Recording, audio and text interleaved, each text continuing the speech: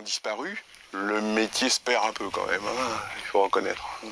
Ouais, j'ai habillé Pierre Barasseur, j'ai habillé Lino Ventura, voilà, j'ai habillé des gens comme ça.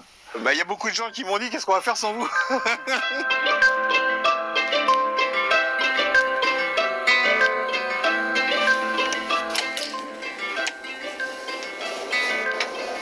Bonjour, je m'appelle Daniel Sadetian et je suis tailleur depuis 1976.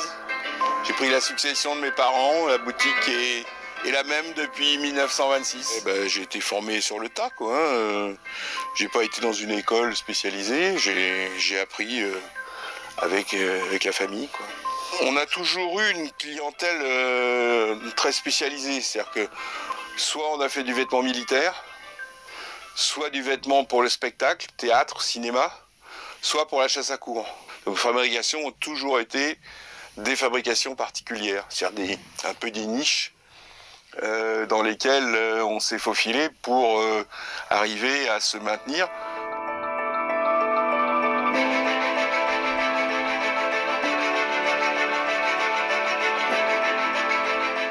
J'ai eu des commandes relativement importantes pour des spectacles.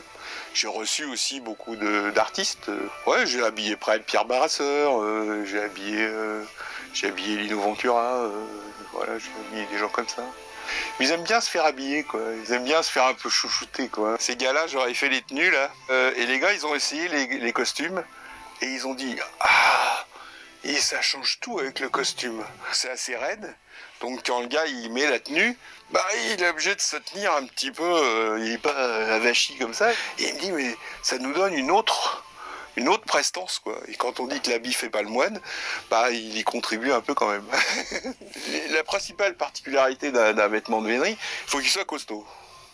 Alors, il faut qu'il soit beau, mais il faut qu'il soit solide.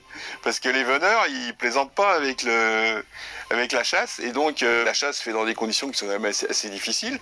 Bah, c'est à cheval, en extérieur, par tous les temps, avec des chiens, avec des chevaux. On peut imaginer que le vêtement, il souffre. Donc, s'il n'est pas construit solidement, bah, il va avoir une durée de vie très courte, quoi. Alors qu'une tenue bien construite, ça dure des années, hein. Moi, j'ai réparé des vêtements que mon père avait fabriqués 30 ans avant.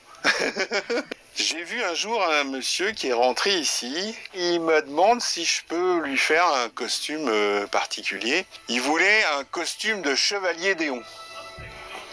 Ah, il avait fait des impressions depuis un manga. Je dis oui, bah, ça doit être possible, faudrait que j'étudie le modèle. Mais je lui dis c'est pour faire quoi? Mais il me dit je suis catcheur. Ah, je lui dis ôtez-moi d'un doute, vous allez catcher avec cette tenue-là? Il me dit non, non, non, ça c'est juste pour arriver sur le ring.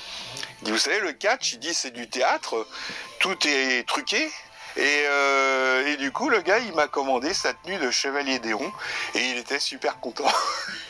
Aujourd'hui, la plupart des vêtements masculins, je parle des vestes notamment, bah, c'est entre le tissu d'extérieur et la doublure, bah, c'est thermocollé. À l'origine, on avait des vêtements qui étaient entoilés, mais c'est pas du tout le même travail, c'est pas le même prix non plus. Vous voyez, à l'intérieur, il y a des vraies toiles, quoi. C'est pas collé.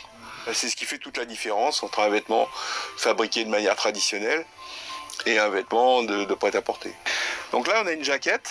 C'est un vêtement courant pour hommes, même pour aller au travail. Les choses changent, hein. La mode évolue en permanence. Un jour ou l'autre, on se remettra à porter des jaquettes. Voilà. Bah, y a beaucoup de gens qui m'ont dit qu'est-ce qu'on va faire sans vous. Notamment pour la vénerie, quoi.